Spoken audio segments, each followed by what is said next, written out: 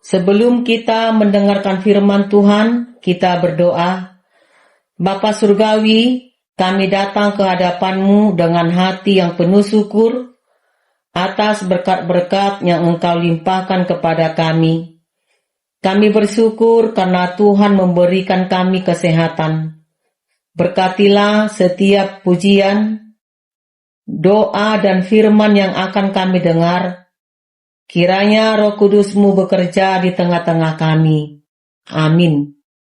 Firman Tuhan, epistel pada Minggu 12 setelah Trinitatis, dari kitab Amos 5, ayat 24 hingga 27.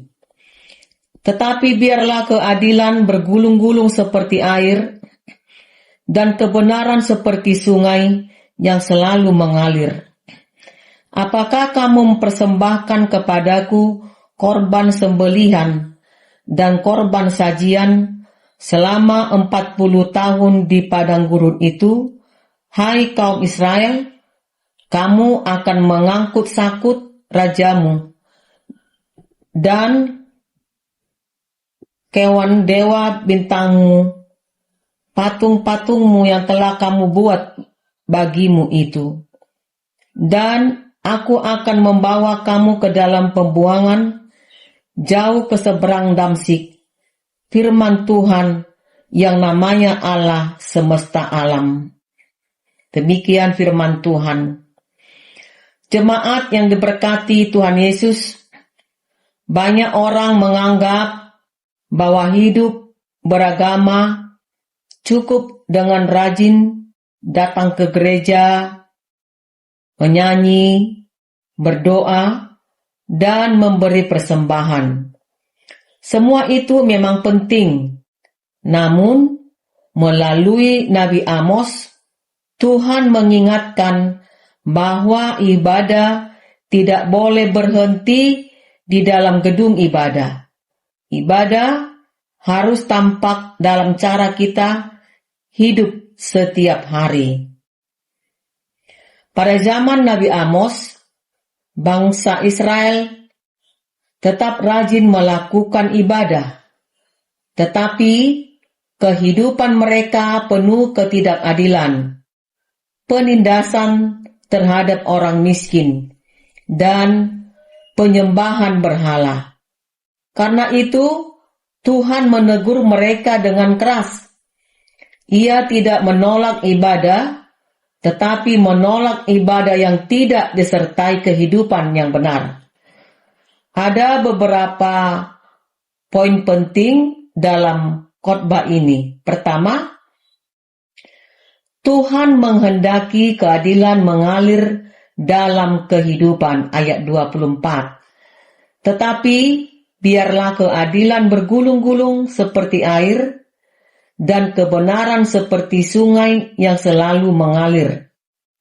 Air sungai yang terus mengalir menggambarkan keadilan yang dilakukan setiap hari, bukan hanya sesekali.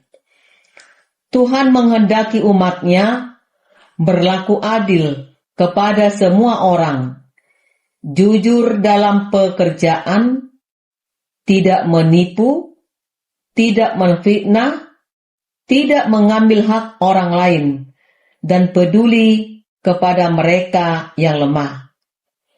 Ibadah hari Minggu harus terlihat dalam kehidupan hari Senin sampai Sabtu, di rumah, di kantor, di sekolah, maupun di masyarakat. Kita dipanggil hidup benar. Kedua, Tuhan melihat hati, bukan hanya ritual, ayat 25. Tuhan mengingatkan perjalanan Israel di padang gurun. Walaupun mereka mempersembahkan korban, hati mereka sering menjauh dari Allah. Artinya, Tuhan tidak hanya melihat apa yang kita lakukan, tetapi juga mengapa kita melakukannya. Datang ke gereja tanpa pertobatan, bernyanyi tanpa kasih, atau berdoa, tetapi tetap menyimpan kebencian, bukanlah ibadah yang menyenangkan hati Tuhan. Sebelum datang beribadah, mari memeriksa hati kita. Apakah kita sungguh mengasihi Tuhan dan sesama? Ketiga, penyembahan kepada Allah tidak boleh bercampur dengan berhala, ayat 26. Israel ternyata juga membawa lambang-lambang dewa. Mereka mencoba menyembah Tuhan sekaligus berhala. Pada masa kini, berhala tidak selalu berupa patung. Berhala bisa berupa uang, jabatan, kekuasaan, popularitas, atau apapun yang lebih kita utamakan daripada Tuhan. Ternyata kepada diri sendiri, apa yang paling menguasai hati saya? Bila sesuatu lebih penting daripada Tuhan, itulah berhala yang harus disingkirkan. Keempat, dosa membawa akibat, ayat 27. Karena umat tidak bertobat, Tuhan menyatakan bahwa mereka akan dibuang ke negeri asing. Firman ini mengingatkan bahwa Allah adalah kasih, tetapi juga Allah yang adil. Ia sabar memberi kesempatan bertobat. Namun, ia juga menghukum dosa yang terus dipelihara. Sebaliknya, bagi orang yang kembali kepadanya, Tuhan menyediakan pengampunan dan pemulihan. Seorang ayah menerima hadiah ulang tahun yang indah dari anaknya. Namun setelah memberikan hadiah itu, anak tersebut terus-menerus berbohong dan tidak menghormati ayahnya. Hadiah itu tidak dapat menggantikan sikap hati yang benar. Demikian juga dengan ibadah kita. Tuhan bukan hanya menginginkan persembahan, nyanyian, atau doa, tetapi kehidupan yang taat dan benar. Melalui Amos 5 ayat 24 hingga 27 ini, Tuhan mengajak kita mengevaluasi kehidupan kita. Apakah ibadah kita hanya berlangsung selama 1 atau 2 jam di gereja? Ataukah terus terlihat dalam seluruh kehidupan kita?